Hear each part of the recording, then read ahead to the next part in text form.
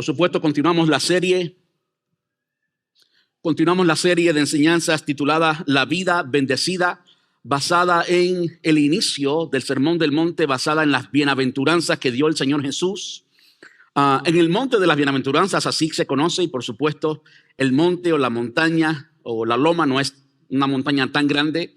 Los que hemos ido a Jerusalén saben exactamente cómo luce este lugar, porque cada excursión que yo he hecho a Jerusalén o que he hecho a Israel, paramos en el monte de las Bienaventuranzas, y por supuesto el nombre cambió al Monte de las Bienaventuranzas. Antes de Jesús no se llamaba así, se llama así hoy por hoy, precisamente por el evento que estamos mirando hoy, que estamos estudiando hoy.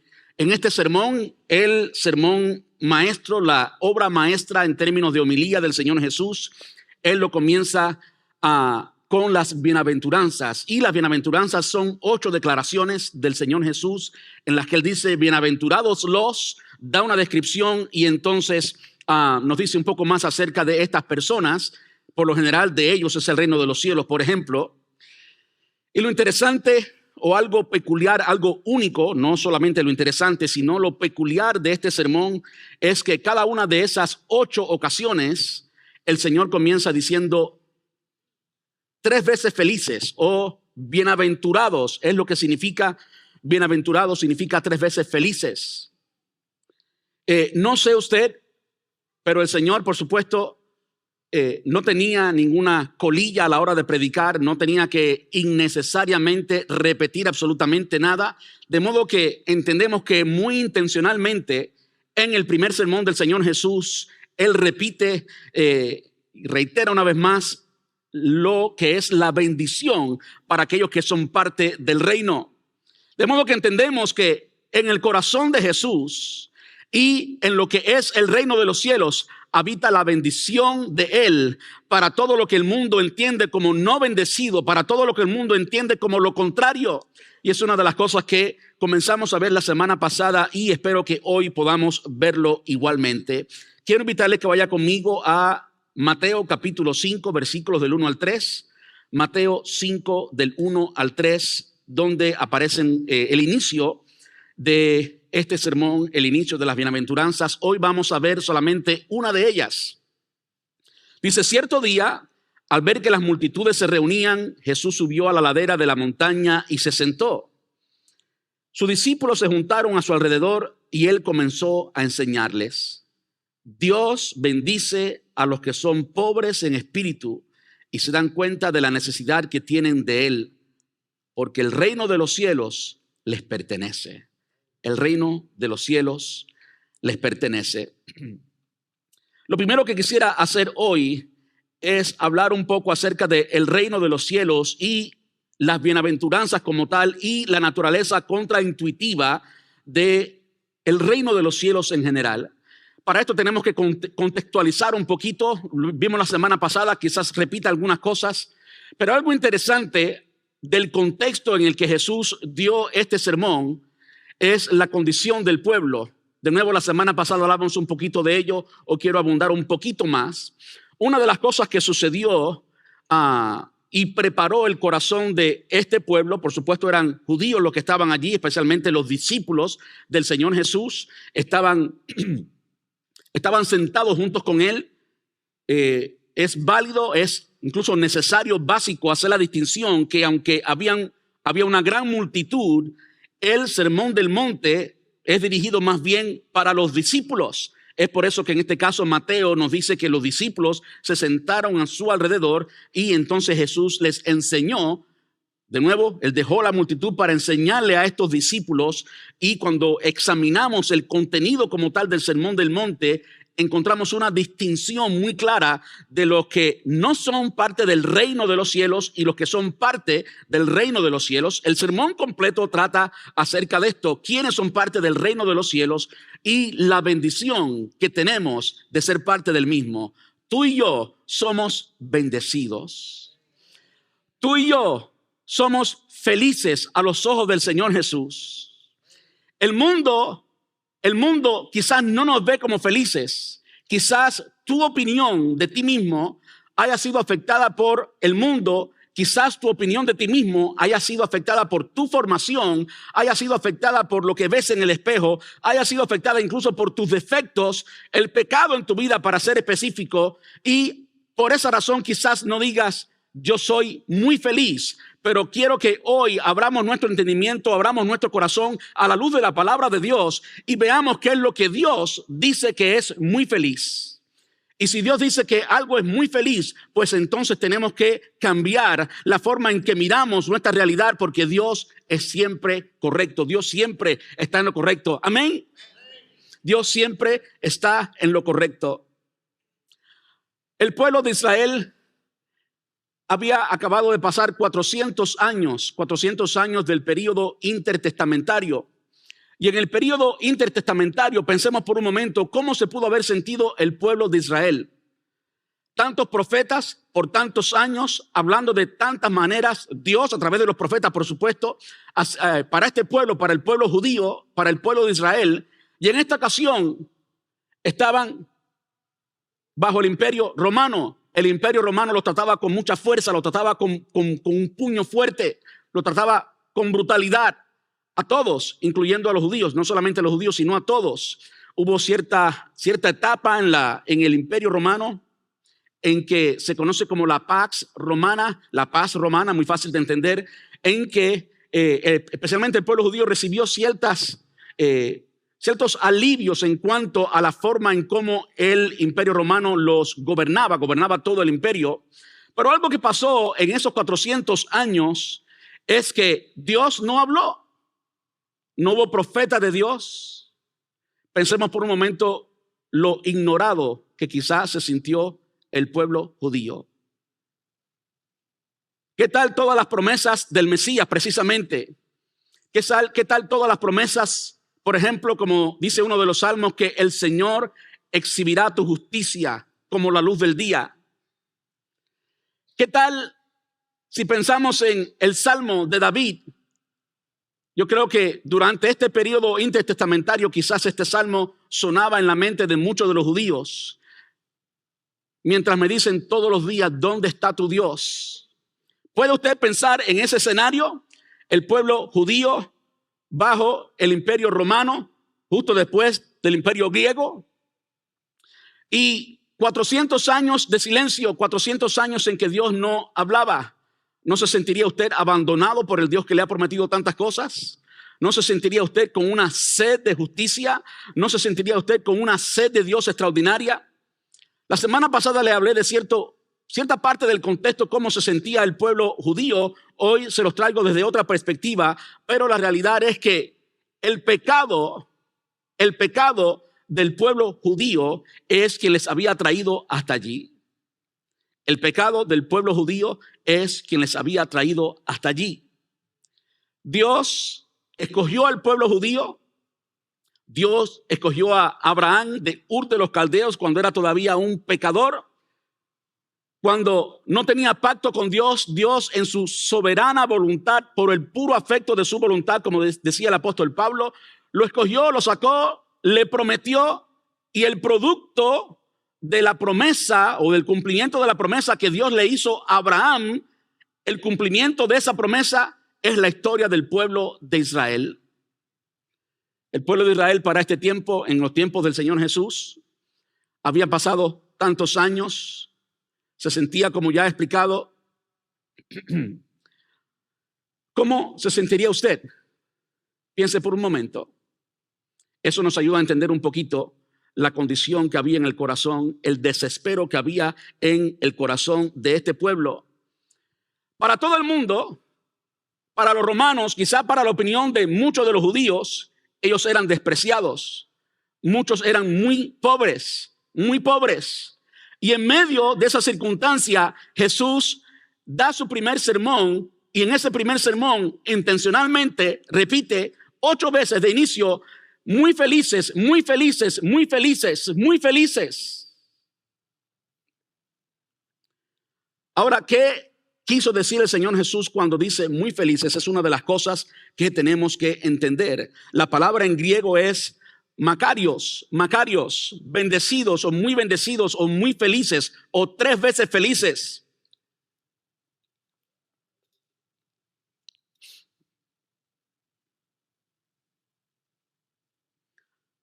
3 veces felices, muy felices, son los pobres en espíritu.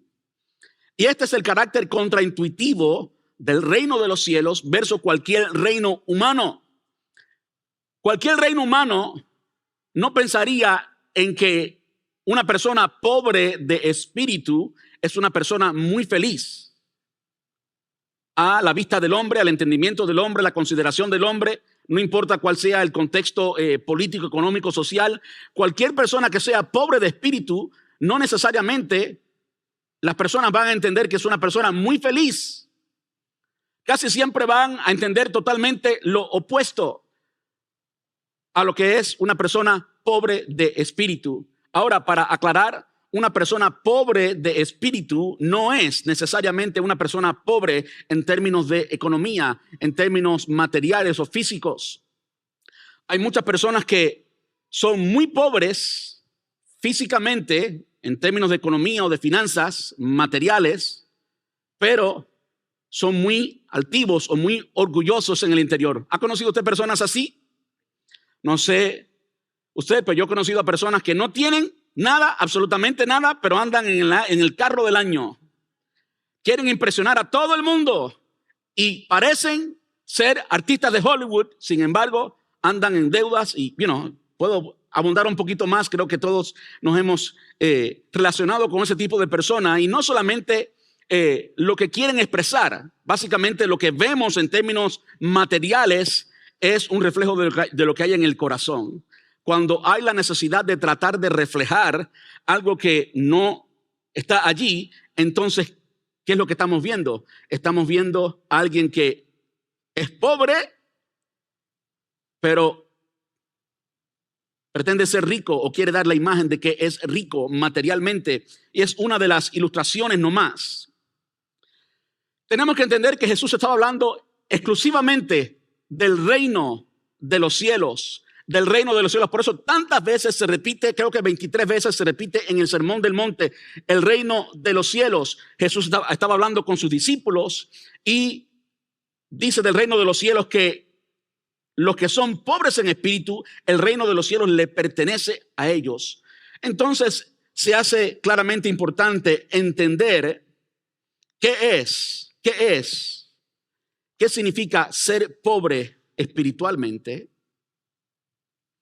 Ahora permítame decir que no es. No es pobre espiritualmente la estrella de Hollywood o la estrella en cualquier área. Supongamos que estamos hablando en términos de música. No es pobre de espíritu el mejor músico del mundo si comienza a decir, ay, es que yo me siento tan miserable, me siento tan pequeño. Es decir, no se trata de que una persona que tenga ciertas cualidades de repente exprese que se siente muy pobre. No tiene nada que ver con eso. No significa que la persona que tiene ciertas cualidades y ciertos estudios y Dios en su soberanía le ha dado cierta capacidad para hacer cualquier cosa en la vida y la persona pues es una persona brillante, esa persona tenga que sentirse como una persona que no es brillante para entonces demostrar su pobreza, entre comillas, su pobreza espiritual. No se trata de eso. La palabra creo que es clara en diferentes lugares en que el hombre tiene que tener un justo concepto de sí mismo, ni más alto ni más bajo. Uno tiene que tener un justo concepto de sí mismo. Y la palabra nos enseña que Dios en su soberanía nos ha dado a cada uno una medida de fe. La palabra nos enseña, lo hemos tratado en los últimos domingos, por ejemplo, Mateo capítulo 25, que Dios a uno le dio 2, a otro le dio 5, a otro le dio 10. Y si Dios te dio 10, tú no tienes que hacerte pasar como si tuvieras 2, porque Dios en su soberanía te dio 10. Más vale que aprecies esos 10, multipliques lo que Dios te ha dado, lo pongas al servicio del Señor y le des la gloria a Dios por lo que Él te dio. De hecho, el meollo del asunto está en reconocer que quien te lo dio fue Dios. Si tú reconoces que quien te lo dio fue Dios, tengas 2, tengas 5, tengas 10, tengas 1000, entonces estás siendo alguien pobre de espíritu, porque reconoces que no vino de ti, no vino de tu capacidad, no vino de tu conocimiento, no vino de tu voluntad. Tú reconoces que Dios en su soberanía te ha dado todo esto. Y ese es parte del principio de lo que es ser realmente una persona pobre en espíritu.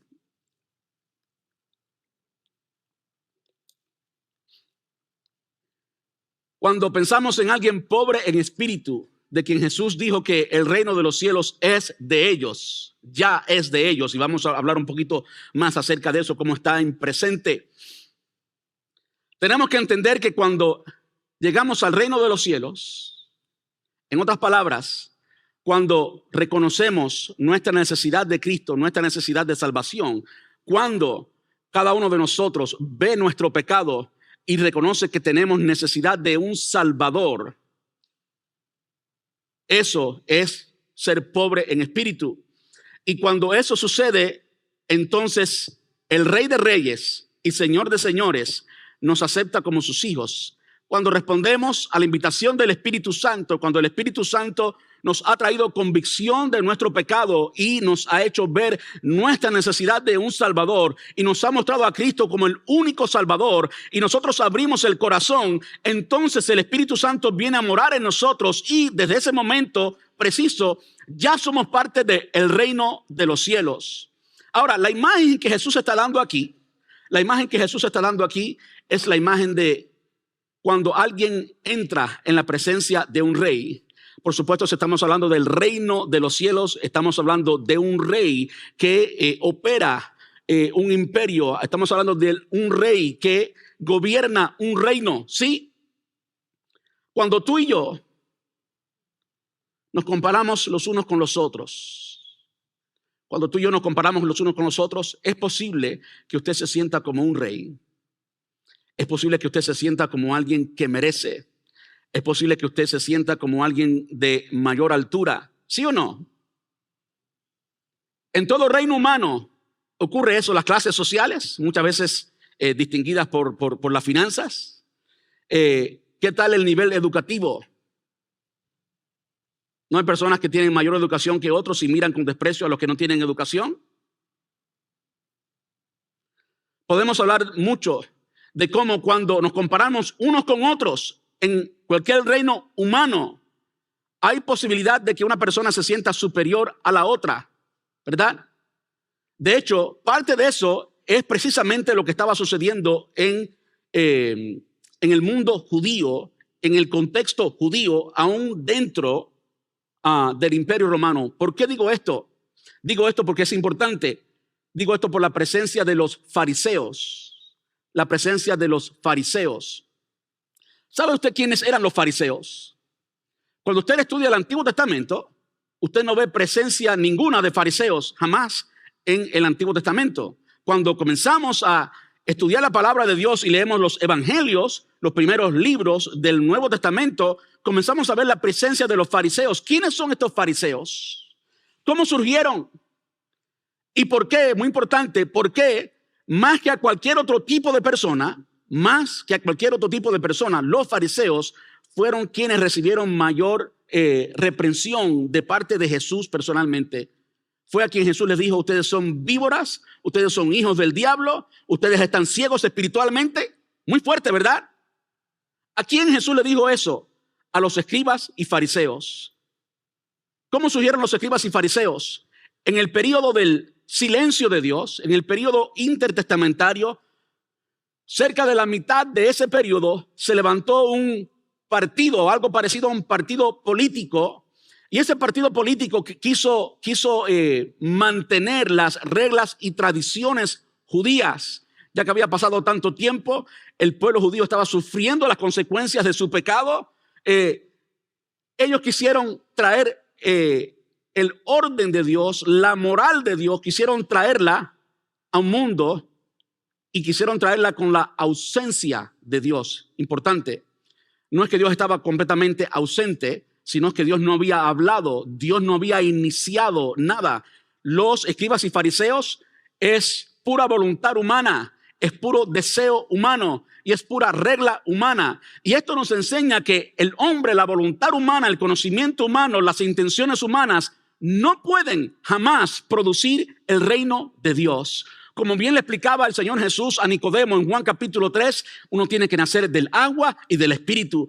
De hecho, ese ejemplo de Nicodemo en Juan capítulo 3 es el mejor ejemplo, porque Nicodemo era precisamente uno de ellos.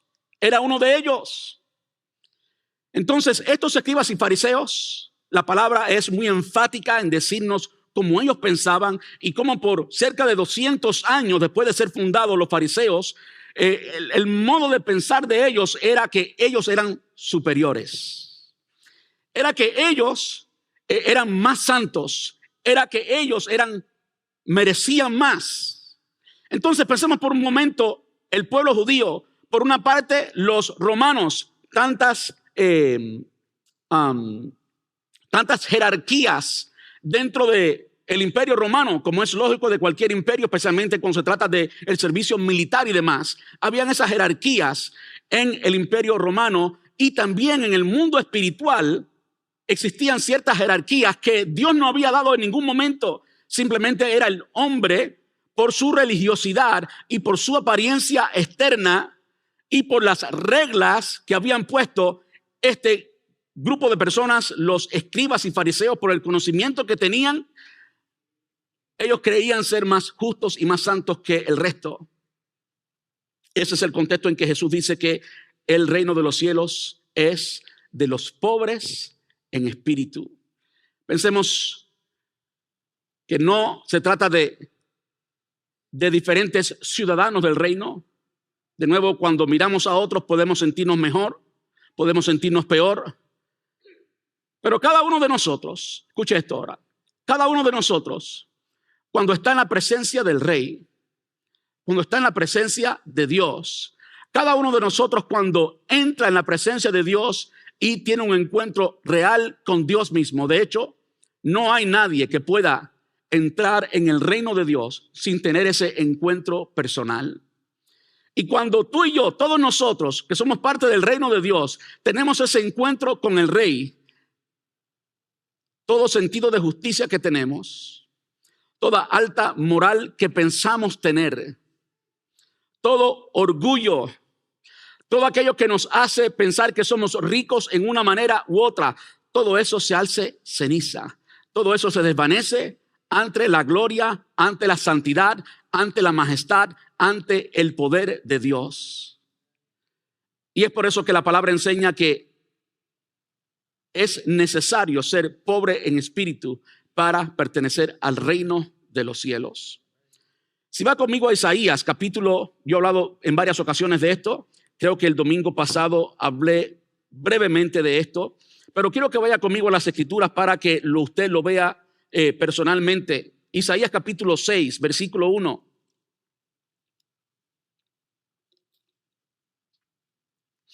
Ahora, ¿quién era Isaías? Por supuesto, era un profeta de Dios. Isaías, si viviera en nuestro tiempo, sería aquella persona que renta el estadio más grande y se llena instantáneamente.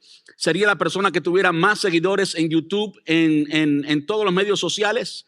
Todo el mundo quisiera una entrevista con Isaías porque era la estrella. Ese era Isaías. Dice Isaías en el capítulo 6, versículo 1, el año en que murió el rey Usías, vi yo al Señor sentado en su majestuoso trono, y el borde de su manto llenaba el templo. Si usted va a Jerusalén hoy por hoy, por supuesto el templo no está allí. Debajo de la cúpula dorada, como se conoce, hay una piedra que fue parte del templo. Y cuando usted mira el tamaño de esa piedra, usted puede imaginarse el tamaño del templo. Bueno, usted puede ir al libro de Levítico, el primero de Reyes, y ver las dimensiones del templo. Cuando usted analiza el tamaño del templo, la majestad que tenía este templo, el oro que tenía este templo, y usted trata de ver la visión que veía Isaías, el Señor sentado en su trono alto y sublime, y el borde del manto, como dice, Y el borde, dice el versículo 1, y el borde de su manto llenaba el templo. Isaías estaba teniendo una visión de la majestad de Dios, de la majestad de Dios. Lo asistían poderosos serafines, cada uno tenía 6 alas, con 2 alas cubrían el rostro, con 2 alas cubrían los pies y con 2 volaban. Se decían el uno al otro: santo, santo, santo, el Señor de los ejércitos celestiales, toda la tierra está llena de su gloria. Él sigue describiendo hasta que llega el versículo 5. Y cuando llega el versículo 5, dice: entonces dije, todo se ha acabado para mí. Estoy condenado porque soy un pecador. Tengo labios impuros y vivo en medio de un pueblo de labios impuros. Sin embargo, he visto al Rey, el Señor de los ejércitos celestiales. Esa es la declaración de un pobre en espíritu. ¿Por qué Jesús dijo bienaventurados o muy felices los pobres en espíritu? Porque los pobres en espíritu, los que reconocen su condición de pecador y su necesidad de Dios, son los que tienen entrada solo a través del sacrificio de Cristo al reino de los cielos, al reino eterno, el reino donde ha de gobernar la felicidad eternamente. ¿Le da un aplauso al Señor?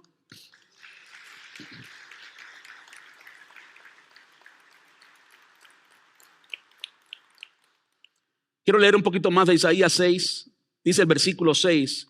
Entonces uno de los serafines voló hacia mí con un carbón encendido que había tomado del altar con unas tenazas.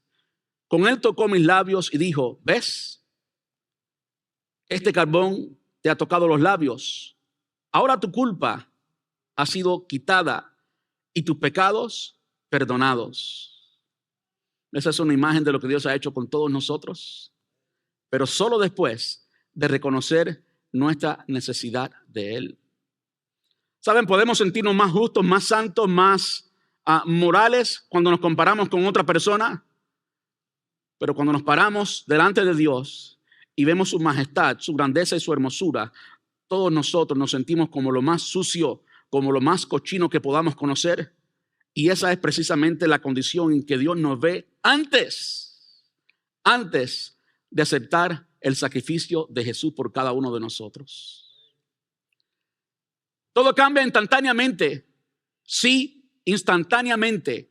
Todo cambia instantáneamente cuando reconocemos nuestra necesidad de Él y entonces tenemos esta experiencia de limpieza, no como la tuvo Isaías, pero quizás en una forma diferente. Ahora tu culpa ha sido quitada y tus pecados perdonados. ¿No es eso lo que ha sucedido con todos nosotros? Como dice el apóstol Pablo a la iglesia en Colosas, el acta de los decretos que estaba en nuestra contra fue clavada en la cruz del Calvario, y exhibiendo a los principados y a las potestades, y exponiendo a los principados y las potestades, los exhibió públicamente, triunfando sobre ellos en la cruz. Así ha sido nuestra libertad. Dice el versículo 8, después oí al Señor preguntaba: ¿a quién enviaré como mensajero a este pueblo? ¿Quién irá por nosotros? Aquí estoy yo, le dije, envíame a mí. Y él me dijo: ven, ve y dile a este pueblo. Y entonces le dice lo que tenía que decirle al pueblo. Esta es una imagen de lo que es ser pobre en espíritu. Pensemos por un momento cómo eso se siente. Pobre en espíritu es la persona que, como todo pobre, anda pidiendo. Pobre es la persona que no se cree capaz. Es la persona que reconoce su necesidad, reconoce su pobreza, valga la redundancia, y como consecuencia pide. ¿Qué es lo que hacemos los creyentes? ¿Qué es lo que hacen los pobres en espíritu? Simplemente pedirle al Señor, depender de Él constantemente. Quiero pedirle que vaya conmigo a Lucas capítulo 18, versículos del 9 al 14. Lucas 18 del 9 al 14. Dice: luego Jesús contó la siguiente historia a algunos que tenían mucha confianza en su propia rectitud y despreciaban a los demás. Ya le dije quiénes son esos y de dónde salieron, ¿verdad?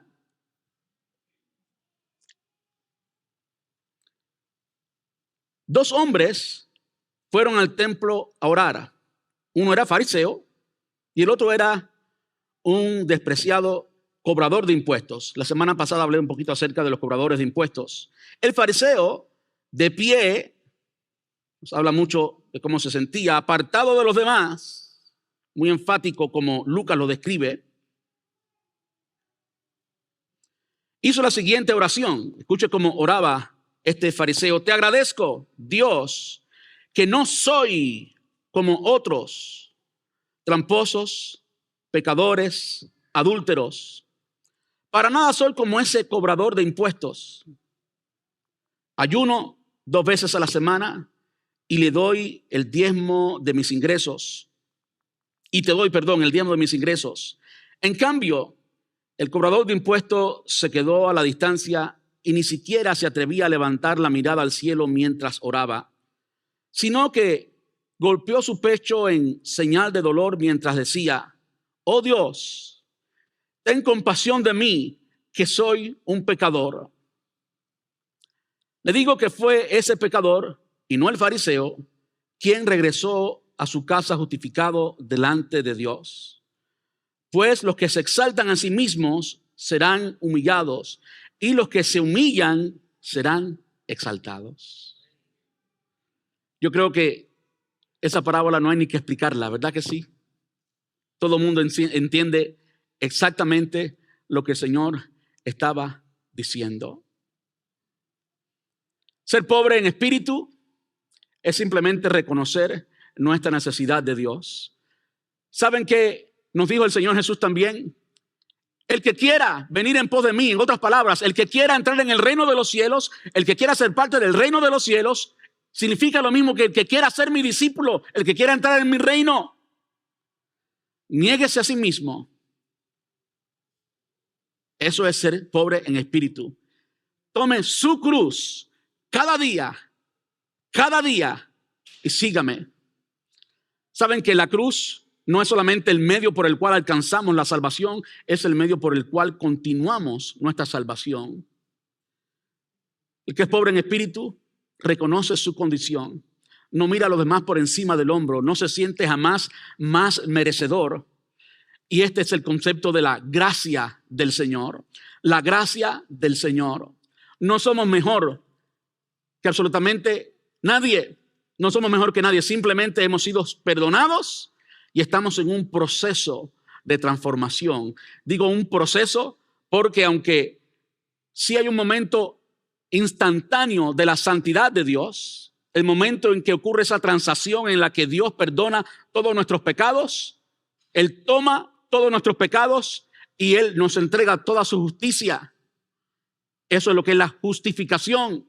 Creo que lo entendimos bien cuando estudiamos Romanos, también cuando estudiamos Efesios, hablando de las riquezas que tenemos en el Señor Jesús. Es precisamente eso, hemos sido justificados y toda la justicia del Hijo ahora nos pertenece mientras Él pagó todas nuestras culpas, ¿verdad que sí?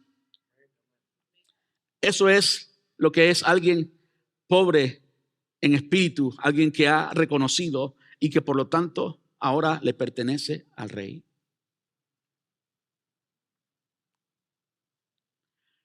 Antes de continuar, quisiera invitarlos a tener algunas imágenes en nuestra mente de nosotros hoy, aquí y ahora, y de cómo el reino de los cielos continúa siendo de los que somos pobres en espíritu. Cuando el mundo nos ve, el mundo puede decir algo, pero qué importante y qué bueno sería si el Rey de Reyes y Señor de Señores, el único justo y el único santo en naturaleza, nos declara con el poder de su autoridad completamente santos y completamente justos. Completamente santos y completamente justos. ¿Cuántas, hablando de lo que iniciamos la semana pasada, hablando de la importancia de bendecir, que debe caracterizar el reino de los cielos, que debe caracterizar tu lenguaje y mi lenguaje? ¿Verdad que sí? Cuando tú y yo nos miramos en el espejo, voy a ir más. Cuando tú y yo nos miramos en el espejo de la palabra de Dios, cuando tú y yo entramos en la presencia de Dios, cuando tú y yo somos conscientes de quiénes somos delante de Dios, no tenemos más excusa que mirar nuestras fallas y mirar nuestras culpas, ¿verdad que sí? Porque estamos como Isaías en la presencia del Señor. Pero qué bueno que no es eso todo lo que vemos en la presencia del Señor, sino que también vemos nuestra justificación. Vemos como, aunque sí es cierto que no merecemos absolutamente nada, es igualmente cierto que Él nos ha dado en su soberanía, en su gracia y en su poder, nos ha dado toda la gloria de lo que pertenece a los hijos de Dios. Y ahora somos verdaderamente hijos. Si va a darle un aplauso a Él, déselo con fuerza.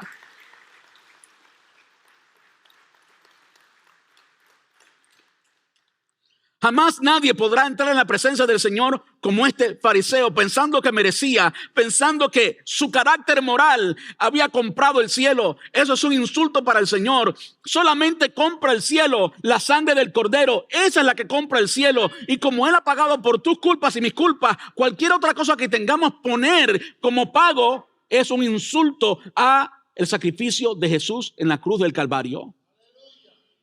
Es un insulto, es insuficiente. Es tratar de reemplazar el plan eterno de Dios. Solamente podemos entrar en el reino de Dios siendo pobres en espíritu, reconociendo nuestra necesidad de Él. Esa es la manera en que entramos y vivimos todos los días en el reino de los cielos. Ahora, de nuevo, veamos algunas imágenes. Cada vez que te miras en el espejo y ves las fallas que todavía tienes, ¿qué es lo que te dice el enemigo en tu oído? El enemigo nos dice lo que en la psicología se reconoce como mind binders. Cosas que atan nuestra mente, eso es mind binders. Cosas que atan nuestra mente y cosas que tuercen la forma en que pensamos.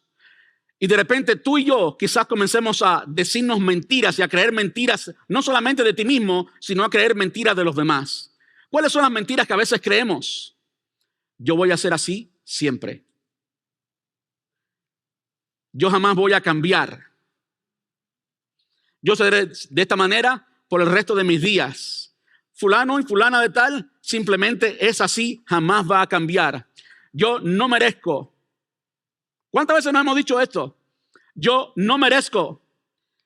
Ahora, lo que debemos hacer como hijos de Dios es reemplazar todos esos mind binders, todas esas mentiras, que el enemigo muy claramente nos recuerda, el acusador nos recuerda una y otra vez, cambiar todas esas mentiras por la verdad de Dios. Entonces tú puedes decir, sí, yo pienso todavía así, sí, todavía hay manchas de pecado en mí, pero Él me declaró justo.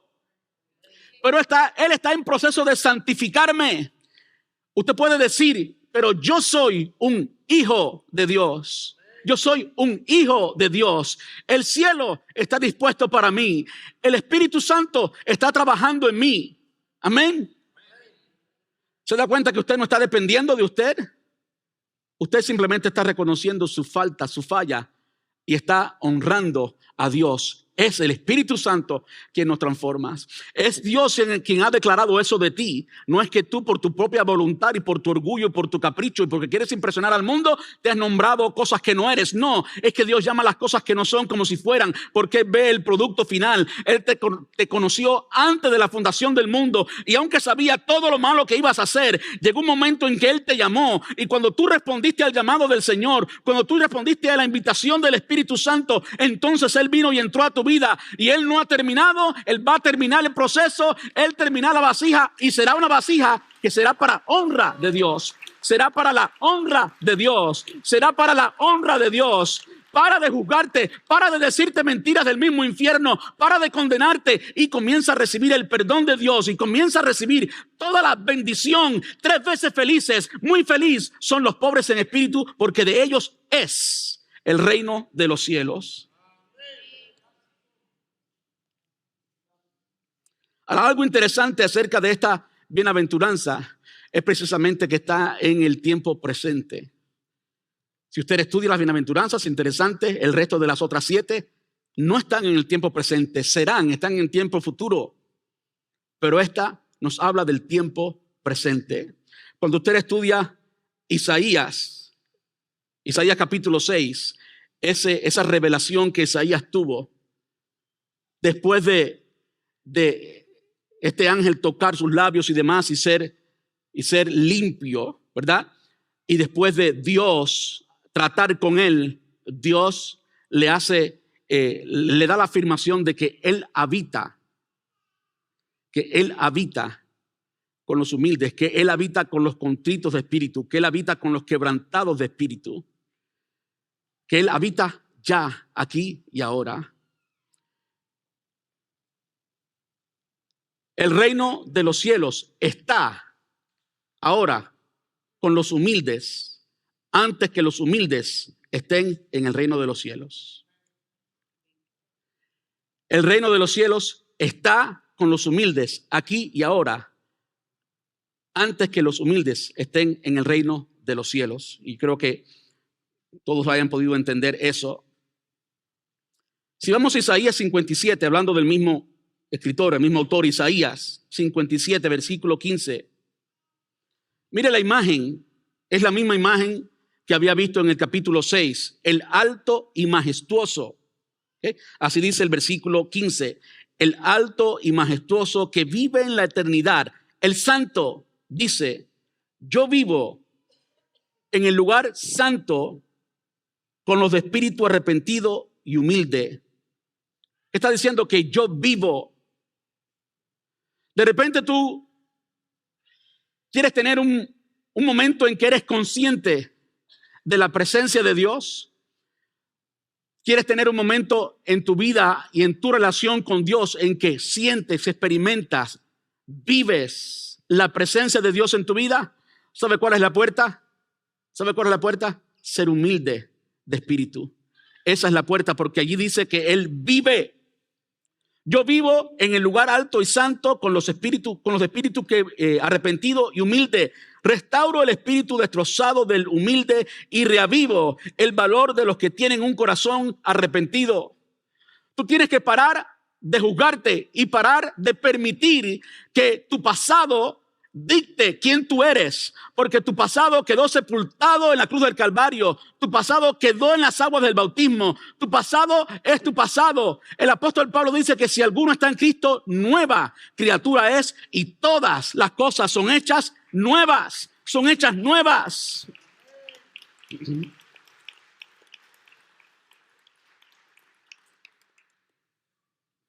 Me encanta que él dice que no solamente restaura al de espíritu destrozado y humilde, dice que reavivo el valor,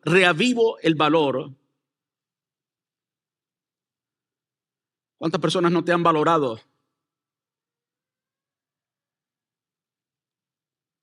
¿Cuántas personas no te han valorado? Pero qué bueno es que Dios sí te valora. El santo, el justo, Él sí te valora. Increíble que el hombre quiere juzgarte, que el hombre quiere despreciarte. Basado en su regla, Pero el Dios, que tiene una regla muy superior a la regla del hombre, que tiene estándares mucho más altos, Él restaura tu valor. ¿Saben cómo restaura tu valor? Solo y únicamente a través de Cristo. Entonces deja de mencionar todas las cosas que te devalúan y comienza a recitar la palabra de Dios que te da mucho valor ante la presencia de Dios. Quiero terminar con un pasaje que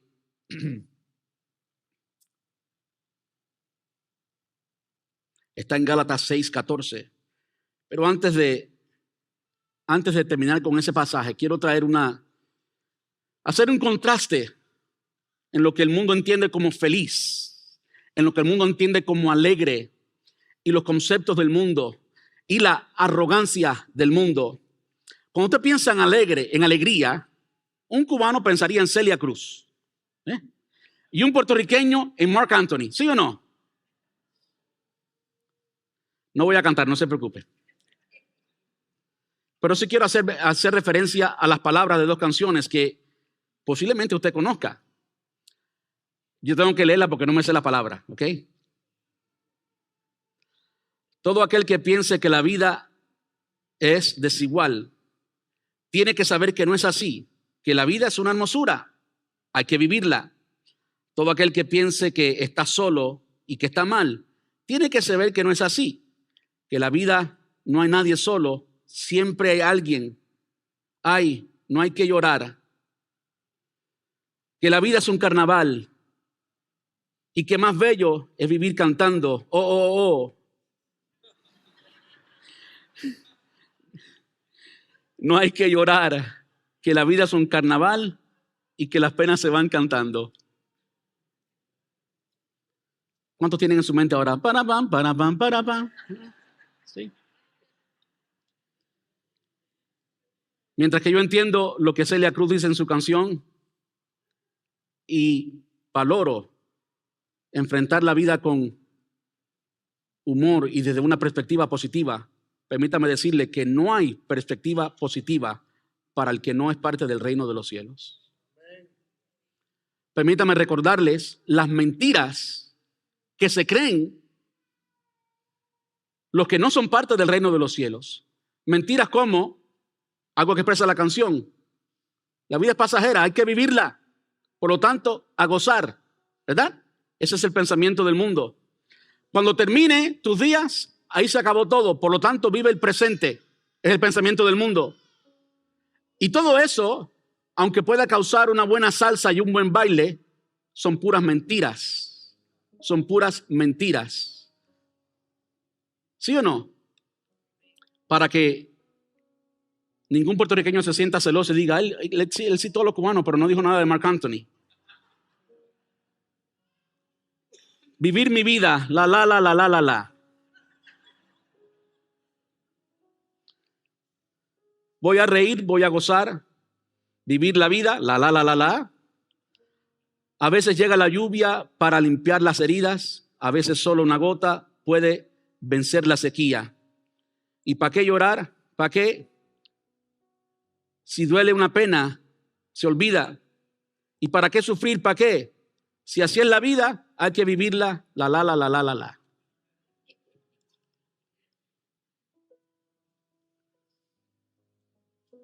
¿Sabe qué no entrará en la presencia del Señor? El orgullo.